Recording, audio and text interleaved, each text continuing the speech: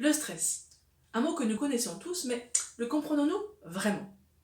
Aujourd'hui, je vais vous montrer en quoi il est important de comprendre le stress, mais surtout en quoi il est urgent d'apprendre à le gérer.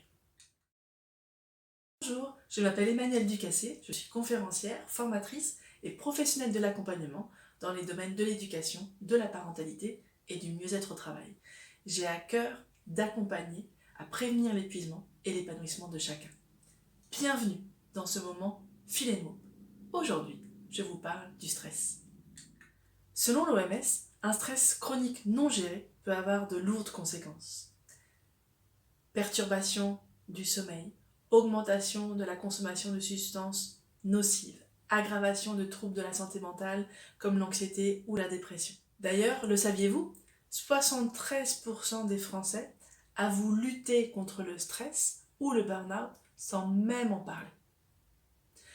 Saviez-vous également qu'un niveau de stress élevé au sein de la famille peut conduire à l'épuisement parental?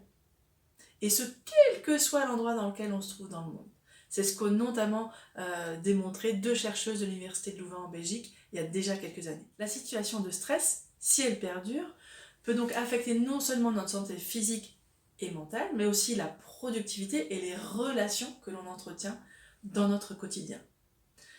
Au final, ne pas comprendre le stress, c'est un peu comme rouler au volant d'une voiture avec des signaux sur notre tableau de bord qu'on ignore. Si je roule en voiture avec un signal sur mon tableau de bord que j'ignore, eh bien, ce qui risque de se passer, c'est que mon véhicule tombe en panne. Eh bien, notre corps, c'est pareil. Lorsqu'on vit du stress, notre corps envoie des signaux.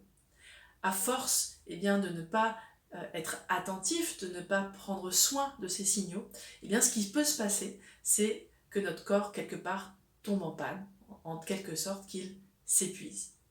Donc, apprendre à gérer son stress, eh bien, c'est éviter que cette pression permanente ne s'installe et s'ancre de façon nuisible pour notre santé.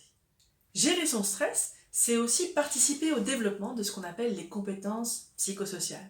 Ces compétences clés qui sont de puissants alliés pour nous aider à surmonter les défis du quotidien et à s'épanouir. À titre d'exemple, nous avons la capacité à communiquer, la capacité à réguler nos émotions, la capacité à prendre des décisions constructives ou encore la capacité à gérer le stress. Ces fameuses soft skills sont vraiment, encore une fois, de précieux alliés. D'ailleurs, si le sujet vous intéresse, je suis en train de préparer une vidéo sur justement ces fameuses compétences psychosociales. Alors pour les intéresser, restez bien connectés. Et vous? Parce que ce qui m'intéresse, c'est vous. Aujourd'hui, quelles sont les situations de stress que vous rencontrez dans votre quotidien?